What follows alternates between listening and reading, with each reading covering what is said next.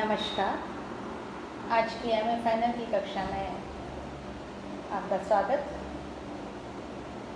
हमने पिछले व्याख्यान में इरावती कर्वे की नातेदारी का अध्ययन किया था कि नातेदारी के संबंध में आपके क्या विचार थे।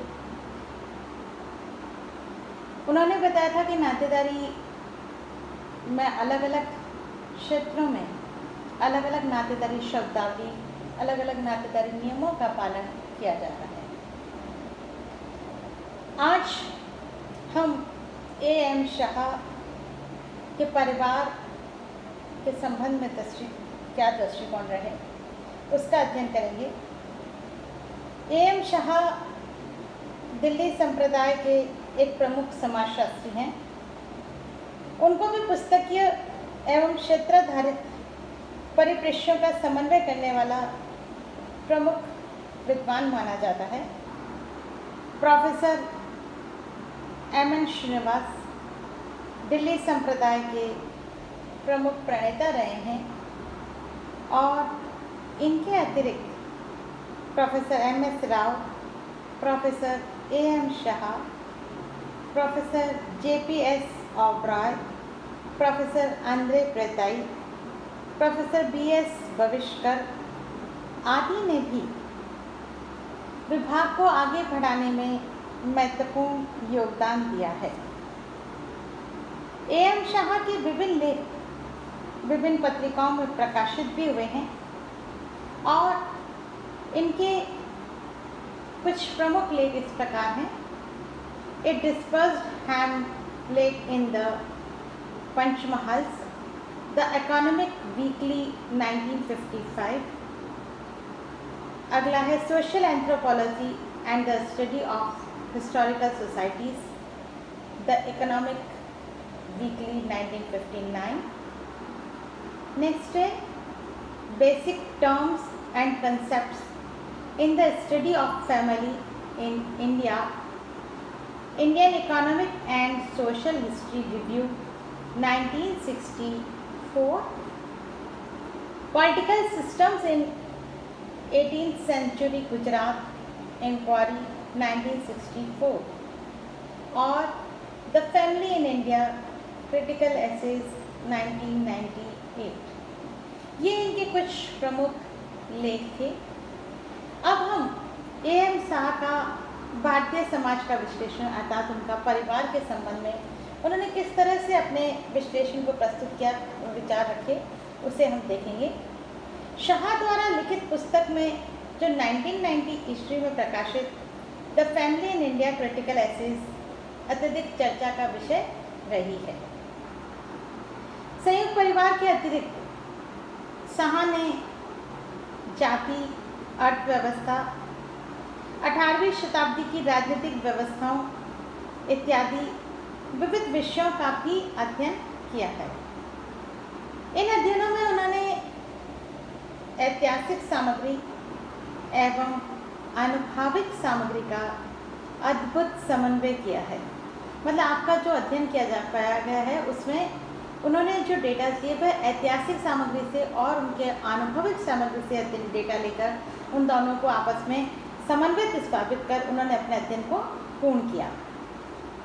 उन्होंने घरेलू पहलुओं की प्रकृति का भी विशद विश्लेषण किया, उसके बारे में डिटेल में बताया। ए.एम. शाह ने परिवार, जाति, वर्ग इत्यादि की प्रकृति एवं परिवर्तन का विश्लेषण कर संरचनात्मक अध्ययन तो किए ही, इन अध्ययनों में ऐतिहासिक सामग्री का अत्यधिक प्रयोग कर उन्हें भारत विद्याशास्त्रीय एवं संरचनात्मक प्रकारात्मक परिदृश्यों में समन्वय रखने का प्रयास किया है।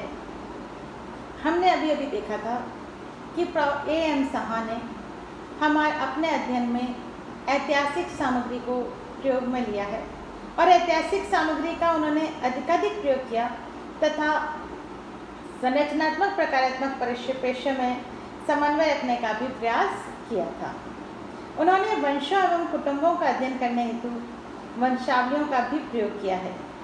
हम परिवार की बात कर रहे हैं परिवार में विभिन्न वंश होते हैं, कुटुंब होते हैं, और उन कुटुंबों और वंशों का अध्ययन करने के लिए जो A.M. शाह ने वंशावलियों अर्थात उनकी जो पुरानी ऐतिहासिक रूप में उनकी आगे की पिछली पीढ़ियों की वंशावलियों को देखते हुए भी अध्ययन को किया है।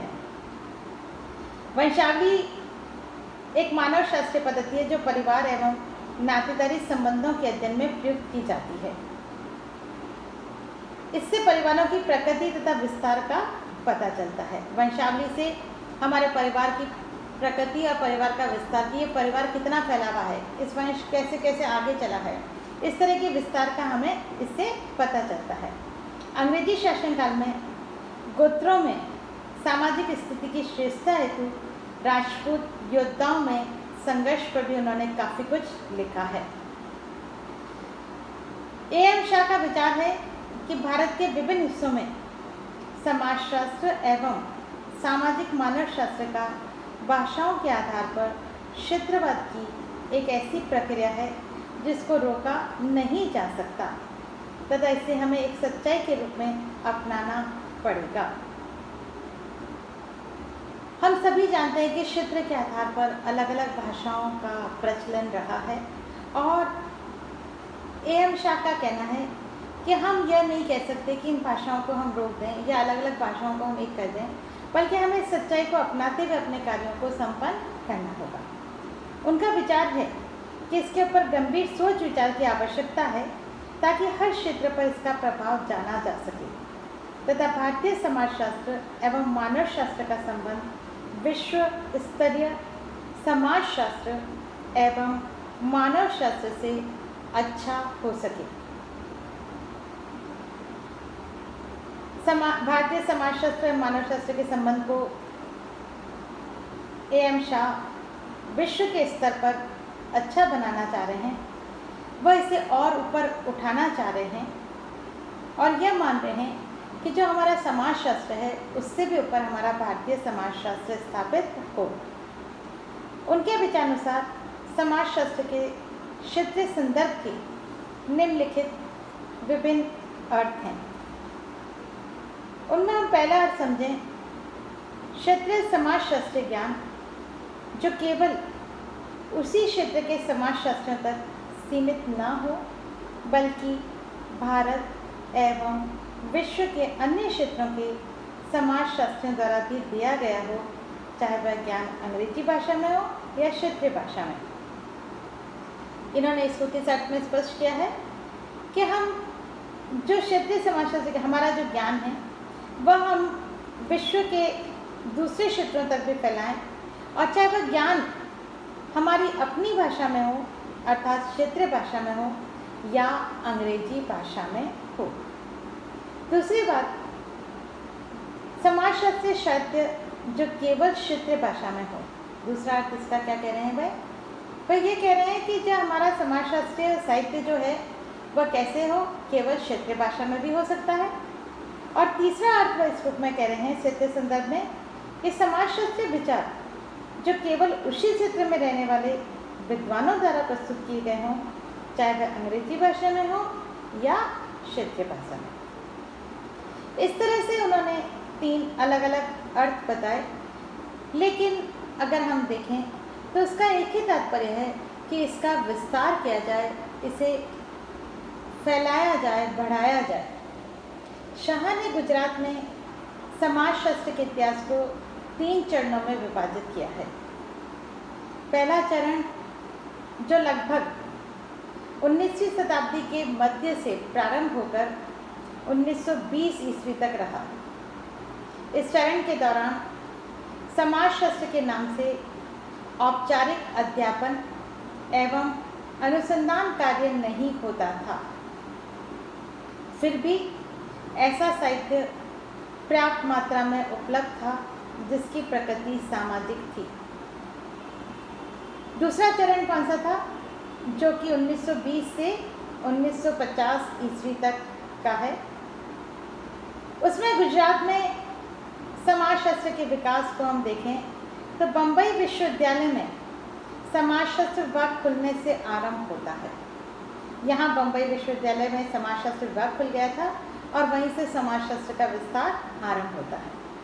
इस काल में गुजरात से अनेक छात्र, जिनमें KM. Kapadia, I.P. Desai, A.R. Desai इत्यादि सम्मिलित थे, बम्बई विश्वविद्यालय में समाजशास्त्र के अध्ययन के लिए गए।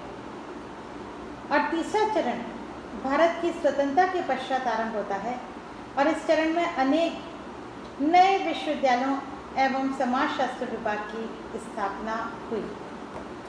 इस तरह से A.M. शाह ने हमारे भारतीय समाज में किस तरह से अपने विश्लेषण को प्रस्तुत किया, इसे हमने समझा। धन्यवाद।